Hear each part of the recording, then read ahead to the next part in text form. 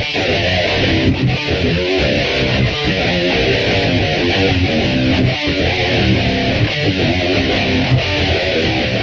welcome to the Rebel Radio Podcast. And this is Mark.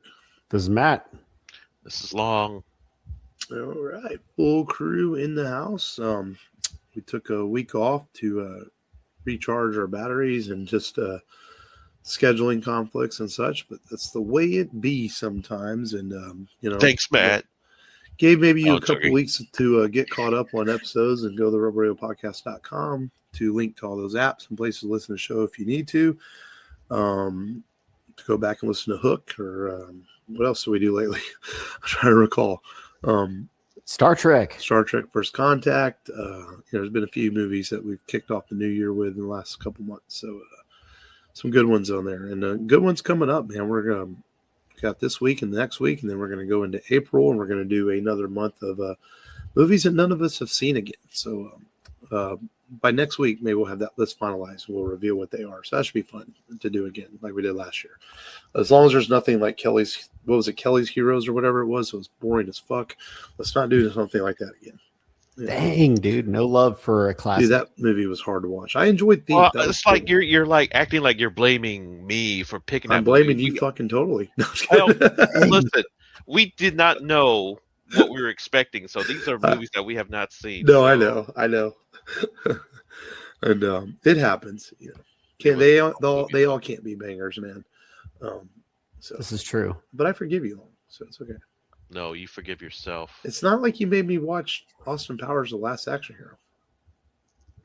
Those were awesome movies. Those were great movies. Last Action Hero is debatable, but yeah, Austin Powers is a classic. Fast and the Furious, which I vowed to never do on the podcast, but I figured we could go 20 years and Matt wasn't going to give up, so I better just let him fucking do it. Yeah. God forbid Sharknado.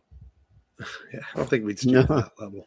No, not Sharknado. That would be if we ever relaunch Patreon. That would be something like we would do on there. Y'all watch Buckaroo Banzai. That's the same schlock, isn't it? Freaking awesome, though. It is not. But everyone's named Big Booty. Categorize Buckaroo Banzai. Yeah. The or same Ice movie. Pirates. Ice Pirates. No. I would do Battle Beyond the Stars where I did Ice Pirates. Those Roger Corman movies. Well, yeah. Well, Battle Beyond the Stars, I don't think it was Corman, but it was the studio's answer to try to copy Star. And it's so much Star Wars copying that movie, but it's watchable at least, But Ice Pirates was pretty bad if I remember right, So, and the early '80s is schlock full of those sci-fi kind of just campy movies, and a lot of sword and sorcerer movies in that time too. Deathstalker and the Sword and the Sorcerer, but some were good, like Dragon Slayer is really good. So interesting time for the movies back in the early '80s when they were all trying to get the next Star Wars in theaters. Speaking of, man, how do you guys feel about? I don't know if we brought this up. How do you guys feel about the Star Wars release next year? We're about a year away from that being the originals and not the special editions. Like, I'm one of those guys that I'm fine with the special editions. If you go back and watch the originals now, they're pretty rough, man. It's like I've gotten so used to the good special effects, the updates that, like, I don't know, man. I hate the Jabba the Hutt music scene. Well, that's in Return of the Jedi. This is just A New Hope that's getting re-released. Oh. Yeah. And the New Hope re-release, the special edition was fine. I mean, it's like for the 50th anniversary. Yeah, I don't know. I don't mind the little enhancements in New Hope. Right. So it's like, but they're showing the originals in theaters next year without the enhancements. I wonder how that'll go over. I'm pretty sure it'll be remastered 4K and all that stuff. And but I don't know. I guess because my kids have seen Empire and Jedi special editions in theaters, I felt like they need to complete it with the Star Wars special edition. Mm-hmm. But still pretty cool. I mean, I'm still gonna. I'm gonna go see it when it comes out, regardless. Got to for the 50th anniversary. So. Matt will have to sing the Bill Murray Star Wars song. The Bill Murray Star Wars song? Yeah, from his SNL skit. So you just look it up. Yeah. It's simple. I've sung it before. Star Wars. Yeah. Talking You've heard about it before, Star Wars. I think That's the Bill Murray Star Wars song. I'm kind of with you, Long. The only thing that really bothers me about the special editions is two things. Is and they're both in Return of the Jedi. Is the singing thing in Jabba's palace? It's kind of like it's not. It doesn't. I don't hate it, but it's kind of goofy. It doesn't need to be there. With And then the- Darth Vader screaming no at the end of the movie. That's like that was not necessary at all. You know, I mean, but other than that, special editions are fine. Empire is cool, man. Where it opens up Bespin, makes it look like a bigger world and stuff, or a bigger city. I think that's really cool. That's really all they really changed in Empire, other than some special effects updates with the map paintings and things like that. Yeah. But so we'll get the 50th anniversary next year. I think Empire was the least messed with. Yeah, I agree. So, slight enhancements to Cloud City, and that's really that's really it. But we've had a Star Wars break. We took some time away, and now it's coming back with Mandalorian, Grogu, Ahsoka season 2, the Maul TV show in next month, and then next year's Star Wars 50th anniversary and Starfighter. So it was a good break. I think it's time to let's go full swing ahead again. Let's make the Kessel Run in 12 parsecs and get back into Star Wars. So, which we got to see in Solo. Yep. Finally. I enjoyed Solo. Yeah. That was cool. Solo was cool.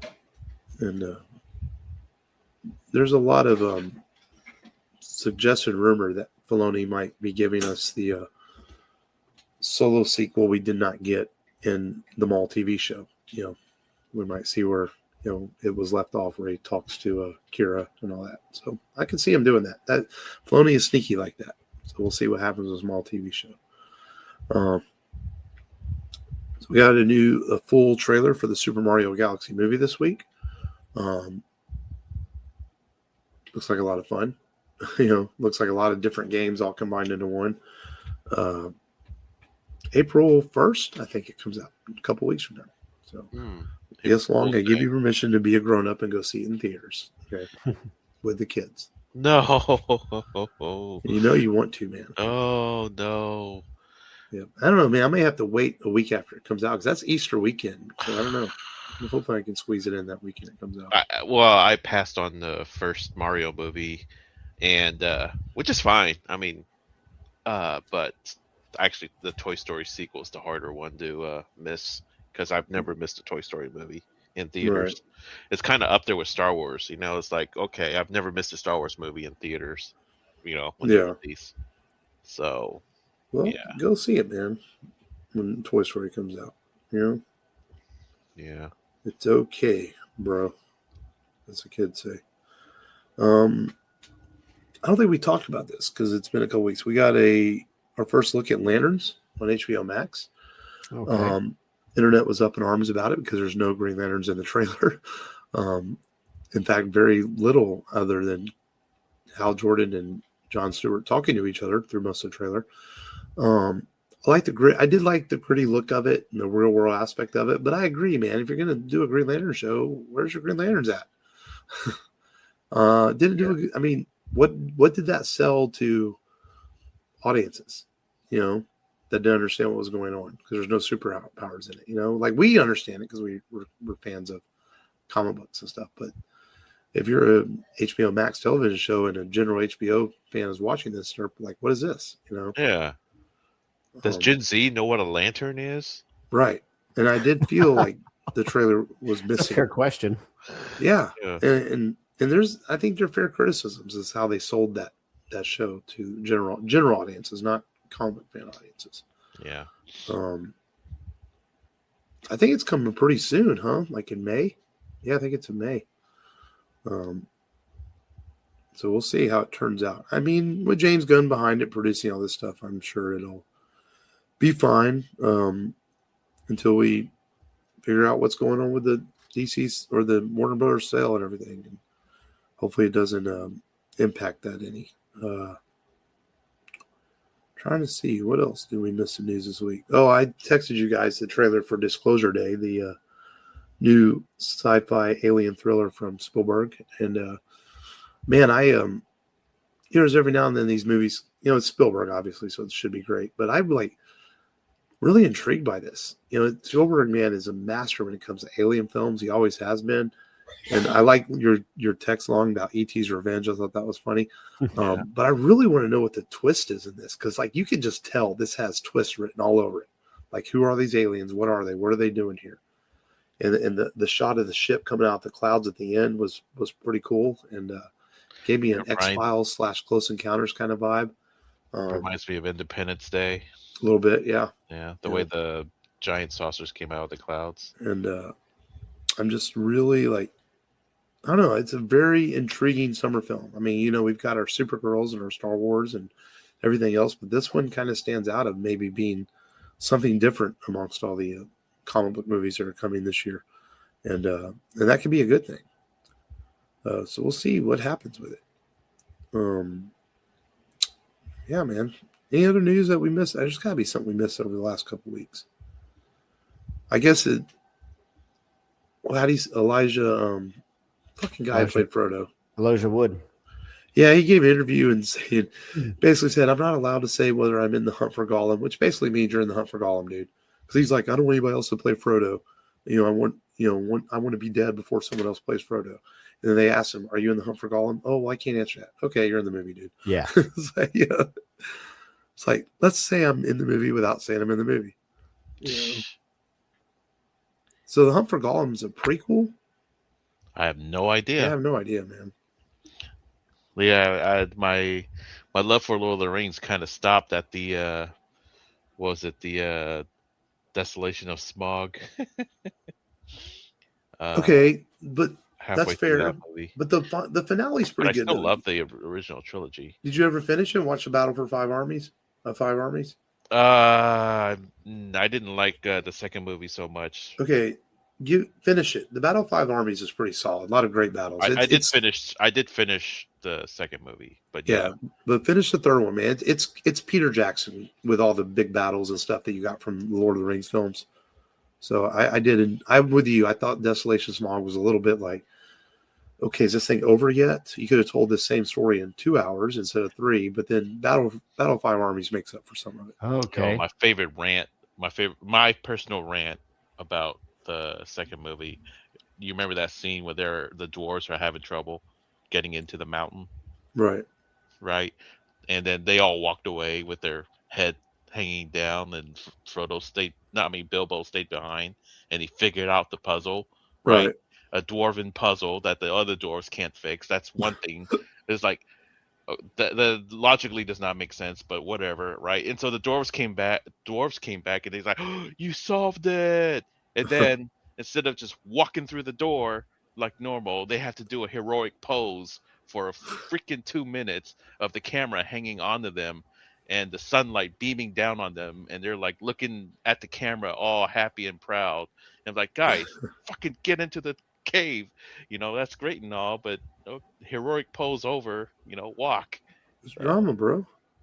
I guess. So for context, the search for Gollum explores the time when Gandalf leaves the Shire to investigate the true nature of Bilbo's ring, tasking Aragorn with finding Gollum, who has left the Misty Mountains to search for Baggins.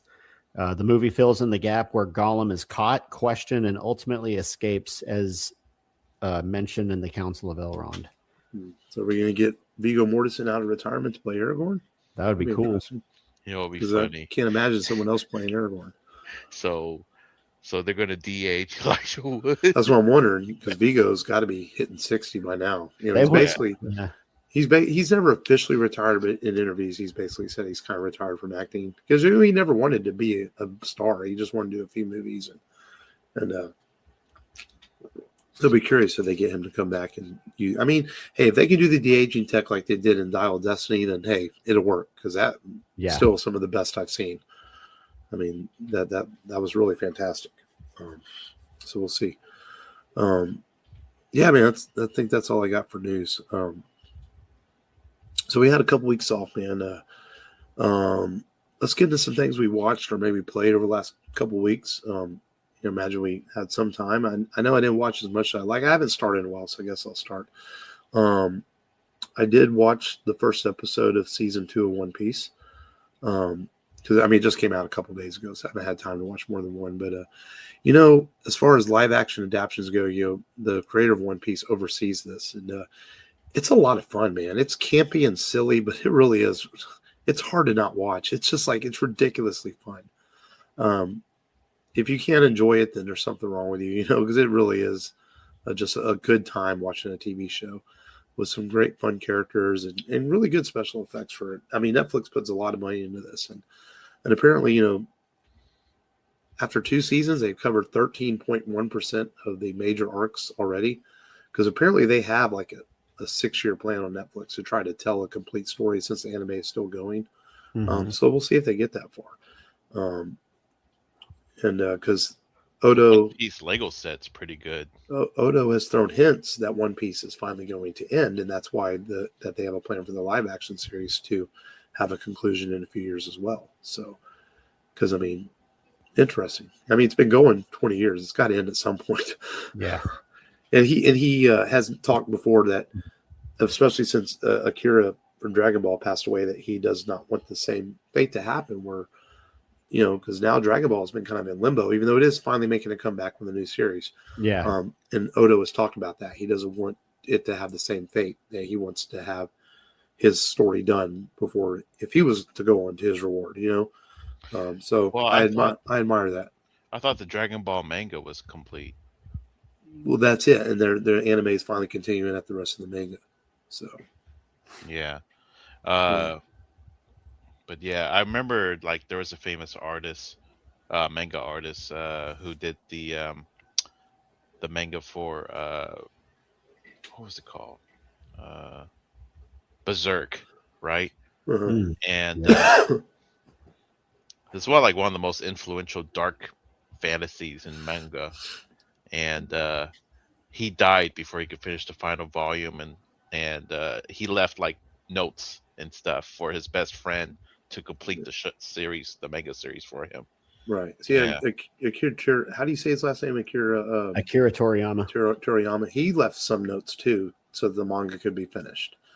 And he had some notes apparently for another film, but they're not complete scripts or stuff. They're notes. So yeah. And then you have George R.R. Martin over there from Game of Thrones saying there's no notes for his final volume. If I die tomorrow, you're not getting it. Like, damn. All right. That's kind of crazy. So yeah, I watched that, and then I watched on YouTube, because you can't get this straight. I think I told Long this when he stopped by the house. I watched the 1994 Gotcha Man series. This was a reboot of Gotcha Man that they brought back, and they tried to. It's only 3 episodes, like 45 minutes each, and they tried to make it a little more adult. It's not rated R or anything. It's more like PG-13. You get some bouncing in there, some fan service, and things like that. And the storyline deals a little more depth in it, stuff like that. But it's the same basic Gotcha Man Battle of the Planet story where the villain's name is escaping me, where he tries to take over the planet, and of course the team has to stop him. So it's nothing special, but I just wanted to watch it because I've always been a fan of Battle of the Planets and Gotcha Man. And so I knew it had existed, and I'm like, I never watched this. We'll watch it on YouTube. So I watched it, and it's pretty good. Not the best quality, obviously, being on YouTube, but I looked, actually, I can get them on Blu-ray off of eBay for like $20. Really not overly priced. If I want to watch it in better quality. So I watched that, and I've just been playing a lot of Red Dead Redemption 2 still. Man, I'm at about 70% done with the game. Such a long game. It's such an amazing game. So I played a lot of that. And then WWE 2K26 came out last week. So me and the kids have been playing a lot of that. The showcase mode features my favorite current wrestler, CM Punk. So enjoying that one, even though I get mad at it too. And the boys laugh at me because I'm like, screw this, I suck, and I quit. We all have our video game crash outs, Rage quit. Yeah. And but yeah, it's kind of what I watched this week and played. And I felt like there was something else I watched, but not that I can recall.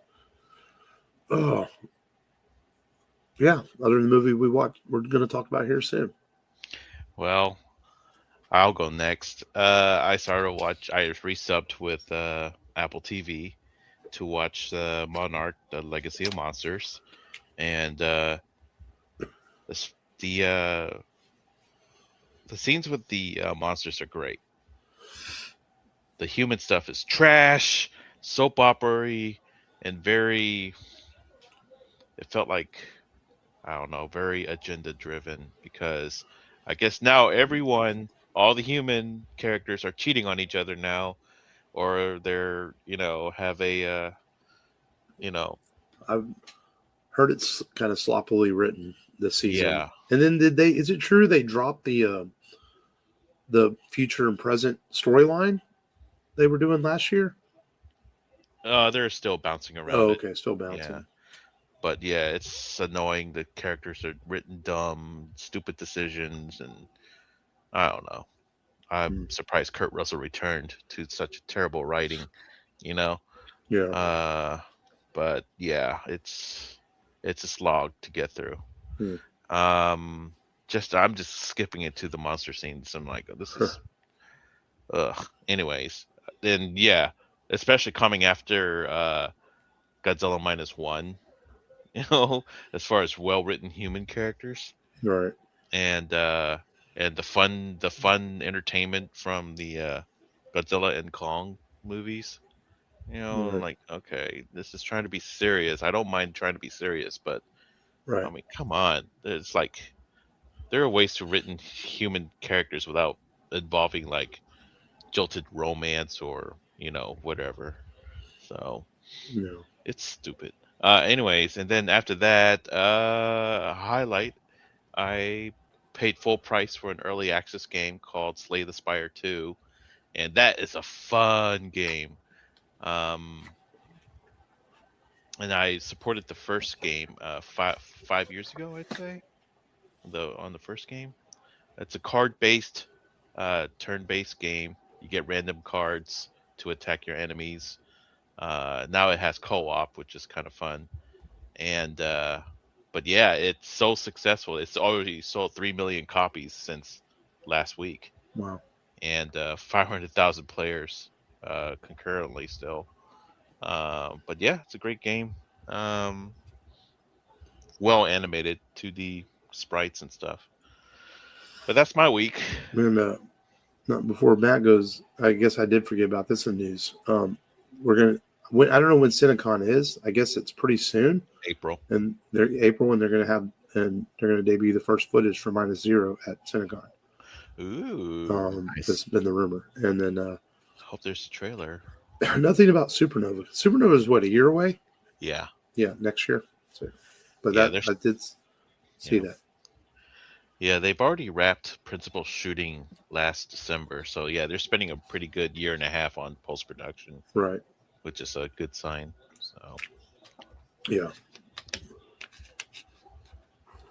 I was forced to watch Zootopia. I'd never seen it. The First first wanted one. to watch it. Yeah. It's pretty good. it's a good Yeah. movie. I Yeah, don't think it is. Force is a bad thing. I mean, that was one of those that surprised me. It was better than I thought it would be. I thought I haven't you would seen like. the Yeah. second one just came out on Disney Plus. Yeah. And I thought you would like a cop movie. no, yeah, no. I mean forced as in like I didn't Then have a blue standard line attitude. only applies to humans, Matt? Huh? Huh? Yeah, Not to No. animals? It applies to animals and Okay. oxes and rabbits and yeah, that one surprised me. That was pretty good.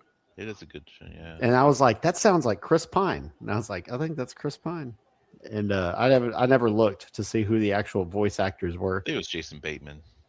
Oh, was it Bateman? Yeah. It was Bateman. It almost sounded like Chris Pine. Yeah. And I could be wrong though. I didn't look. But the kids did start to, and I watched the beginning of it, but didn't finish it. But yeah, it surprised me. Yeah, It was Jason way Bateman. yeah, it is. Yeah, Lon was Jason right. Bateman, Jennifer Godwin, Idris Elba are some of the main characters. Yeah, Idris, I could hear him as the police chief. The second one has CM Punk and Roman Reigns play zebras in it. Oh, nice. Yeah, Is it as good as the first one? I haven't seen it yet. I just know they're in it because they even brought it into one of their promos during their battle right now towards WrestleMania. Oh, And wow. Roman's like, "What? You think just because we were zebras, we're supposed to be friends?" I thought that was funny. Nice. He brought that up, huh? Wow. Yeah, the deep cut on the promo there. Yeah. watched a couple, and I don't even remember what the names of these movies were, but it was some chick flick with James Marsden and the chick who played Tom Cruise's wife from Mission Impossible 3. And it's some like sob story. I've seen it before, but I couldn't remember the name of the movie. Anyways, That's what you always watch these chick flicks, man. She always picks one. And so, oh, she always picks one. Wasn't there like a James Marsden film when it's Amy Adams? She was like a Disney princess. Oh yeah, it's Charmed, like Enchanted or something. Enchanted, yeah. yeah. Yeah, actually, that's a fun movie. And they come to the real world. Yeah. Yeah, and then, yeah, go ahead. Yeah, no, that one was. I always get that one mixed up with another film, but like that Enchanted film. It's been a while since I've seen that one, but I remember it being good. I think it's got McDreamy in there. The fuck is McDreamy? I don't know. Ask Long. Long gave him that nickname. Yeah, he does. McDreamy. Fuck, man. McDreamy and McSteamy. I've said this before. I'll say it for years. Man, if you weren't married, I think you're fucking gay. And then I watched a classic. I think it's a remake too. Bedazzled. It was on sale for $5, and hey, Long's got my back on this. It's get much better here, bro. Bedazzled. It's got Elizabeth Hurley in it, dude. So. Yeah, that's a funny movie. It is. Oh, right. He doesn't. I've seen it. I know what it is. Oh, right. That stars Mark's favorite actor, Brendan Fraser. Yep. He should have played Superman. I'm saying it right now. What? He could have been Superman. Oh. He would have been better than Dean Cain. Or that doesn't take much there. I could be better than Dean Cain. I think all of us could be better than Dean Cain. That dude is. Don't even get me started. I'm not gonna go on a rant. I know, right? I was what was he complaining about Superman a couple years ago? I'm like, shut up, dude. You suck. Yeah. Who sucks more, him or Kevin Sorbo? I don't know. Yeah, but you know the thing about Sorbo though, until he got weird the last couple of years, all his political stuff. Yeah. At least he owned it, man. He was proud to be Hercules. You know, he did conventions. He was proud to do it. You know, so hey, I loved watching his Hercules series too. And it was what it was supposed to be, kind of dumb fun, you know? Yeah. So at least Kevin Sorbo have 2 TV series under his belt compared to. Right. My only disappointment with Kevin Sorbo was when he walked past me in Comp Palooza, and he had security with him, but he walks past me. I'm like, he doesn't look very Herculean. He's not that big. No, he's like 6 feet. He's not super tall or anything. You know, pretty lean. Yeah. Other than that, I checked. I turned 40 this year, and I was like, man, it'd be so cool if I got to see Creed. And I was kind of waiting to see if the wife would buy Creed tickets. They sold out, and so everyone's like selling the tickets for like way more than they should be sold for. And so I put in a request at work because you can do that, but it's like, it's good luck, And I actually got approved the day of. And I got floor seats, and it was cool, man. I saw Creed. Garage. They do floor seats of the rodeo now?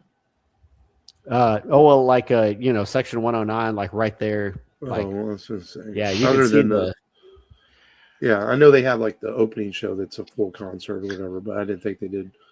I saw Creed. I don't remember what year it was, but I saw him. Christian rock, right? They never directly said they were Christian rock, even though they had elements of Christian in their music, because they didn't want to. It's kind of funny that they didn't want to get shadow banned by regular radio. Yeah. It's kind of funny because U2 had a lot of religious themes in their music too. The most overrated band of all time. No, it's not. Be quiet. No, they're not. Look, Pearl Jam opened for U2. Like 2 shows. Yeah, but still, Look, I'll concede that I only like some of their best albums. I don't like everything that's U2, Right. And it's like I like 5 of their albums. Mm-hmm. War was pretty good. Joshua Tree is good. Octung Baby is good. All That You Can't Leave Behind is really good. So Creed's pretty solid show though.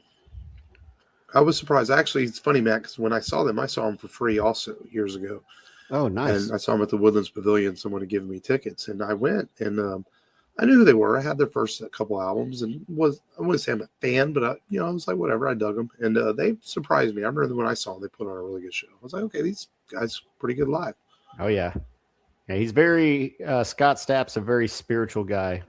Yeah. Before he played and sang "My Own Prison," he talked about being caught in a mental prison, and that to basically look at things from a different perspective, get out of your own head, stuff like that. So he had like a little seminar a couple times in between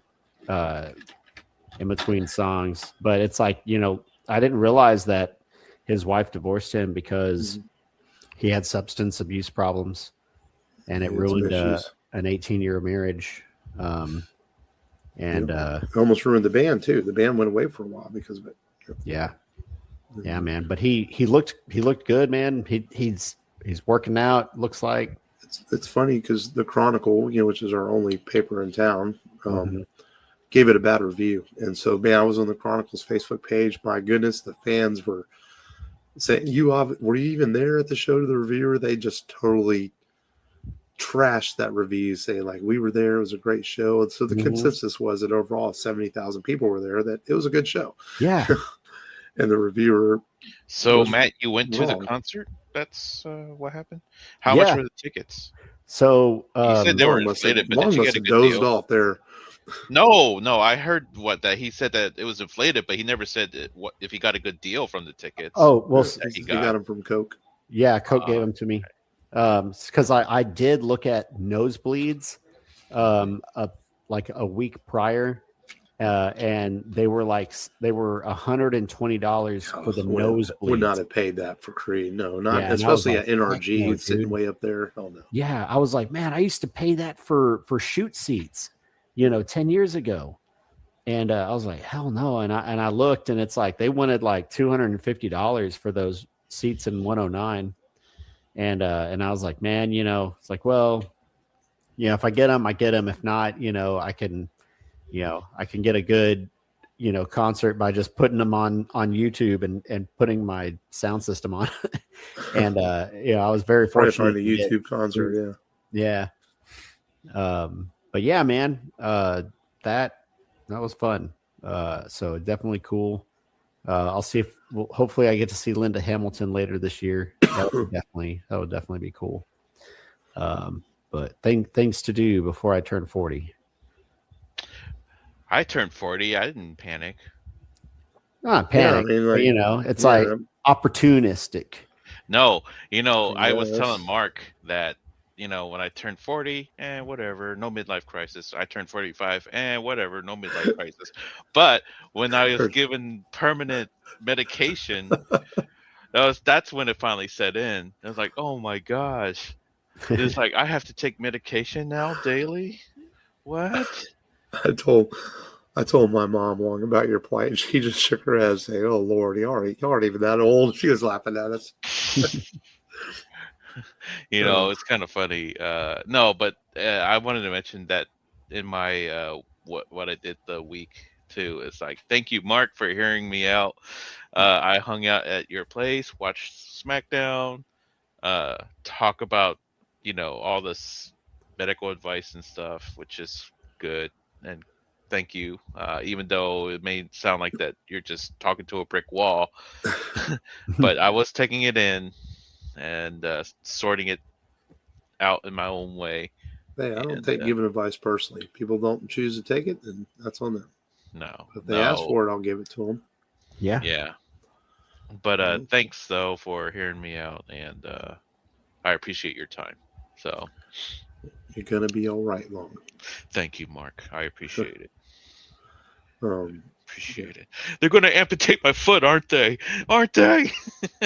That's pretty extreme cases, but yeah, man. It's like I used to have this grandmother-in-law, I'd say, former grandmother-in-law, and yeah, she lost her eyesight. They had to amputate her feet. She's like super diabetic, you know, Yeah. very advanced stage. Yep. Well, yeah. Take care of your body. You're only given one. All right, well, let's get into today's movie, man. It's been a bit since, man, I don't think we done an MCU movie since we did Avengers Infinity War for Long's birthday last year. Feels like it's been that long since we've done one. So we thought we would do an MCU since it's back in the spotlight this year, since we have Spider-Man Brand New Day coming out and Avengers Doomsday later this year. So this might not be the only MCU movie we do this year, because we've never done one of the Spider-Man films. So I feel like when we get closer to Brand New Day, maybe we'll do Homecoming or something. But so we thought we'd go do Thor, man, since we've already done Iron Man and Captain America. We've covered some of the quote-unquote origin tales of these superheroes that led to the Avengers movie in 2012. So this is interesting because it's done under the Paramount banner before Marvel Studios was fully a thing. It was sort of starting to form, but they were still under the Paramount banner because Disney owned Marvel, but they weren't distributing the films yet. It was kind of really weird, Yeah. when this was happening in those early days. And I forgot that until I watched Thor this week and I see the Paramount logo. I'm like, oh, fuck, that's right. These first 2 or 3 films were under the Paramount logo. Matt, I'm picking you, man. Give it a quick summary of what we see in Thor's origin on the big screen. Yeah. So we get a look at Thor. He is victorious on the field of battle, and it comes choice to pass down the kingship of Asgard. And because of Thor's impulsive behavior and immaturity, he is cast down and stripped of his title until he earns it back. Yeah, but he does something against his father's will to get correct. Cast. Yes, he because of his immaturity and impulsiveness in going to Jotunheim to elaborate more, and making a fight with the frost giants who they were trying to make peace with. Thor, instead of taking the actions of a few Jotunheimans, Yodites, I don't know what you call them. Anyways, he went over there and said, "You want the smoke? I've got the smoke and some gorgeous blonde hair to go with it. You want some of this?" And a chiseled chest. Yes, a chiseled chest, and the voice that Natalie Portman rolls over. Yes. So and Kate Dennings. So Anthony Hopkins, decides to send him to Earth, where he can watch Silence of the Lambs with Natalie Portman, and he charms Natalie Portman, outdrinks Mr. Skarsgård hilariously. Gets her beats up a britches bunch wet. Yes, gets her britches wet after he beats up a shit ton of dudes, and tries to lift the hammer, but lo and behold, Loki has become the interim king of Asgard because the king is ill. He's in a coma. And Idris Elba is not having it. Idris is like, fuck you, Loki. You're doing Hemdale. He's doing some shady shit. But, he knows that Thor has to come back. So he sends his buddies down there to help him out. And to bring him back, but Hemdale's frozen, and Thor learns what it is to be worthy of the hammer. He gives up his life because, he sees that there are people that are going to be caught in the crossfire, and, he wants to save Natalie Portman because, maybe he'll actually live and he'll get to, shack up with her. Or, there's also Kat Dennings over there. Maybe, he checks down to Kat Dennings, the natural goth baddie. That is her sidekick. But lo and behold, he's worthy because he takes an Asgardian slap across town. It's filmed in New Mexico. Loki sends what's that bad guy's name? The Destroyer, right? The Destroyer. Yeah, yes, he sends the Destroyer down to Earth. Yeah, this like fucking badass mech with laser vision. Which is right from the comic books. Yes, it's part of Fury's big week. Yeah. And so Thor defeats the Destroyer and returns to Asgard with the help of Idris Elba. He gets unfrozen, so he's no longer a popsicle. Brings Thor back up there, and then Thor has to destroy the bridge because Loki is going to open it up full blast and destroy Jotunheim. Now Loki's now the warmonger, Right. and so this all awakens Odin, and Odin then secures Loki. Thor goes on to wonder what Natalie Portman's doing. What is she thinking? Is she thinking about him? She's thinking. Is she thinking about some other dude? Maybe she's thinking of Jeremy Renner. I don't know. Because Jeremy Renner was there, dude. Is he moving in? I don't know. I know he saw her. He's Hawkeye. He was up there. He saw some shit. But yeah, that's where we end. And of course, we get the end credit scene that happens in all of the Marvel. I didn't watch it. I forgot which one is this one in the end credit scene. I forget too. I just mentioned it. Man, I just know there's an end credit scene. Yeah. It's funny going back and watching these early MCU films. I mean, they're fun, but They are. But they are kind of a somewhat cookie cutter. They go paint by numbers, beginning, middle, It was end. under Paramount after all. Right, it was under Paramount. Yep. Good call out, Long. Good special effects, though, and an overall pretty good, simple story. But I didn't realize for rewatching it the other day that Thor spends most of this movie and the second movie saving Asgard, to only see it get destroyed in Ragnarok. After trying to save it for 2 films. Good Lord, I texted you all that, and you're absolutely right. Natalie Portman, don't get me wrong, she's beautiful. She always has been, and Kat Dennings is too, but she literally spends most of this movie drooling over Thor. It's almost to the point like, man, are we making a softcore porn here, or are we making a Marvel film? Yeah. It's like, It's the looks of her face and the size is like, could you make it any more obvious when you're into this dude? And then she's trying to put up the dishes whenever he comes over. He has no shirt on. No, let me clean up. Because for some reason, I recalled the love story between him and Jane being a little bit more organic than that. Then going back and watching this, I'm like, holy crap, she's throwing herself on him. Let's just do it right here. With Skarsgård in the room, we don't care. For real.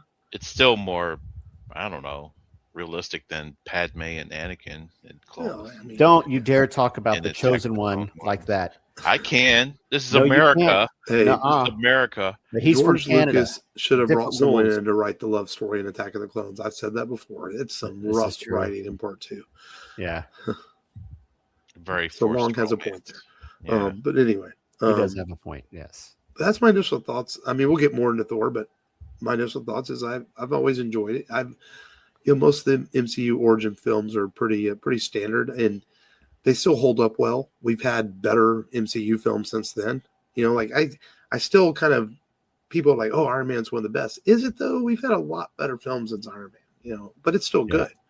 So that's my initial thoughts on Thor, and let you guys talk a little bit, and we'll get more into Thor. I remember I saw this in the theater, and I walked out of it like, man, that was actually more fun than I expected. It had a basic formula, but it was a very fun movie to watch. The fact that Kenneth Branagh was directing a film, because all he's done is 2 Shakespeare movies before that, Henry V and Hamlet, which arguably is one of the greatest Shakespeare movies ever filmed. Mm-hmm. And I could tell that there was some of that theatrical quality that he put into this film, especially with Anthony Hopkins. With Anthony Hopkins' performance, and I wouldn't have noticed it, but it was like, man, Chris Hemsworth, he looks a little weird in this film, and then it's like, oh, that's right, they bleached his eyebrows too. It was like, whoa, what's going on here? Is that what it is? I thought something looked a little off too in his face. Yeah, okay. Yeah. Other than being much younger than he is now, I was like, yeah. It was his bleached eyebrows are like, what the? Yeah, that looks weird, because it looks like he just had one monotone face. But yeah, I liked I liked really the first 2/3 of the film. Uh, and yeah, Tom Hiddleston really filled that role.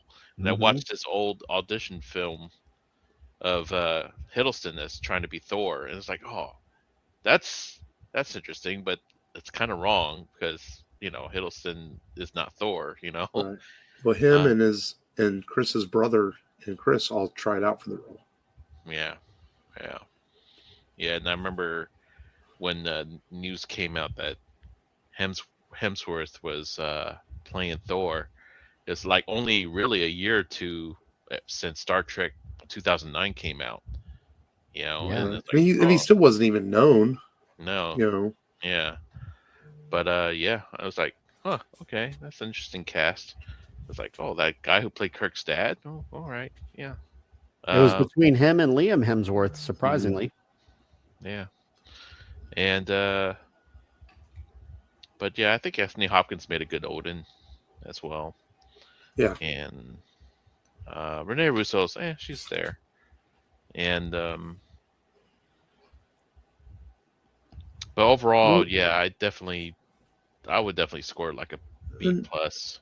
And Renee Russo gets her time in, was it Ragnarok, where Thor's trying to get him. That's when she really gets her mother moment. No, in game. Is it in game? I know it's one of them where she gets that moment. So her character comes along, but yeah, she doesn't have a lot to do in this one. Yeah. Yeah. Matt. Yeah, I would say it's a B plus for me. Solid, good message. And Thor has to learn about the people that are involved in battle that have no say and that get caught in the crossfire. And I think that's the biggest takeaway from this one that I didn't really catch on before. So that was cool. Just like, watching this movie again with a different mindset and, him truly understanding why it was wrong for him to do what he did and grow like that. And then say, you know what, I can't, I'm not worthy yet to be king of Asgard. I need more time. That's a, big thing to be able to admit to do. So I like those elements of the story, just truly becoming worthy, growing. That was cool. Obviously the movie was successful. It made over 3 times its budget. Maybe even, I think maybe 4 times its budget, overall. So, good movie. I did not watch it in theaters. I waited until it came out. I think the only movies that I saw in theaters of the Fury's Big Week saga was Iron Man and Captain America: The First Avenger. I think I saw Incredible Hulk and this movie on DVD or Blu-ray, whatever. It's funny. Captain America vs. Avenger is the only MCU movie I saw in 3D. Oh, wow. Yeah. That was a good one. The shield coming right the at shield you. scene was cool. Yeah. I remember between 2006 and 12, 3D was a big rage around that time. I remember for about 6-7 years there. Yeah. Yeah, one of my favorite scenes from the movie is when they were when the local townspeople saw Thor's hammer on the ground and they try to pull it from the ground. That's a really fun scene. One of my favorites. And that gives the movie its character too, like sprinkled some humor throughout. Yeah, and a cameo from J. Michael Straczynski in that scene too. Yeah, yeah, exactly. Yeah. And creator and writer of Babylon 5. Which Matt has probably abandoned for a while. I have. I'm on somewhere on season 3. You reached season 3. That's when it starts getting great, man. Yeah. You've got that. Man, I forget the society that other sect that comes out. They're all in black, and then there's a bunch of space battles. The Shadows. Are you talking about the Shadows, or I think it's the Shadows. The Shadow Fleet that look like spiders. That's a great show. That's a very good show. Yeah, Sheridan's a very good captain. Yeah. I like Sheridan. Yeah. It was fantastic. Sheridan Delenn when she came out of the cocoon again, and the Minbari is a pretty cool old race, Yes. and and then the whole the Narns versus the Centauri, Mm-hmm. because you could kind of see like elements that still feels relevant, where the Centauri are kind of like the bullies. They're kind of like, just think of a country that's always bullying another country, you know. Yeah. So yeah, That's a fair assessment. yeah. Anyway, sorry, we went off track there. Right. But yeah, man, I am some things I really like about Thor is I love the look of Asgard. It looks like it comes off the comic book pages. Yes. They did a really great job with that. I think Hemsworth, for being a very new actor at the time, does a great job in the role. I mean, overall, the whole cast is actually pretty solid. This is one of them. Also, I'm with you guys. I really enjoyed this when I saw it. It's still one of my more favorite early MCU movies because it's an easy watch. It's relaxing. It's well paced. It's fun. Iron Man took itself a little too seriously at times, where this is a little bit more. Let's have some fun with it. Mhm. It's. I do feel like, unfortunately, Thor's crew, we don't really see them again after the Dark World, and it had to do with budget cuts. They. Like, we can't pay all these people. And then people always wonder, like, what happened to Thor's friends? They never really show back up. Like, Thanks, Paramount. yeah, it was Paramount and then budget cuts, too. Yep. But you spend all the money in the world in Endgame. They couldn't even show up in that. It's like, Well, that was Disney money, though. I know. But Yeah. how come you couldn't bring back his crew? They Yeah. never showed back up in the MCU, I believe, after Dark World. Well, yeah, but they got killed in Ragnarok. Oh, that's right. Yeah. Yeah, but then Hela killed Ray Stevens. No, well, yeah, Ray Stevenson's character was killed in Ragnarok. The Asian. But isn't Jamie Alexander's character still alive? But they Yeah, never brought her she back. showed up. She showed back up in. Right, she had a cameo. Right, and she had a cameo in the Shield TV show. Yeah, that's right. And then I forgot, she showed up a lot in Love and Thunder. Oh yeah. She was That's the only right. one. Love Yeah. and Thunder sucks so bad. I barely remember it. Yeah. But yeah, but I'm with you guys. I give this a pretty solid, like, a B plus. It's not. I mean, I think it's when it came out. I think maybe it's an A, but over time, since we've had the MCU has grown and we've had better films, I think it's taken a little bit. It's like going back. It holds up well, but it's not as good as what we have now. I can tell you the worst scene in the film that still makes me annoyed is the scene where Thor was explaining Asgard and Midgard, and he was saying, "Oh, well, Asgard, this is a science, Oh, and yeah. and I'm like, this is like a time, Connecting the constellations and stuff. yeah, to you it might be magic, but to us it's advanced science, right? But Right. it's kind of like that annoys me. It's like, dude, just lean into the fantasy, the myth. You don't have to No. be all logical about it, like a lot of Western movies try to be. They try to explain everything through science, like make it logical in the movie sense. Like, don't try to make it logical. Just lean into the lore, Right. Like Star Trek has always done very well with that. Just lean into the lore. Yeah, Star Wars as well. I mean, Star it Wars, leans yeah. into its lore, Yeah. But yeah, that was that's my biggest complaint about the movie. It's just that one scene, But Yeah. thankfully, it was brief. So But overall, a good early movie in the MCU. One of the better ones when we were first starting out. And this was 2011. So what? A year later, we got the Avengers, right? Yeah, 2012. So, Yeah. Oh, that's yep, pretty the cool. last Paramount produced film too. Thankfully. Yeah.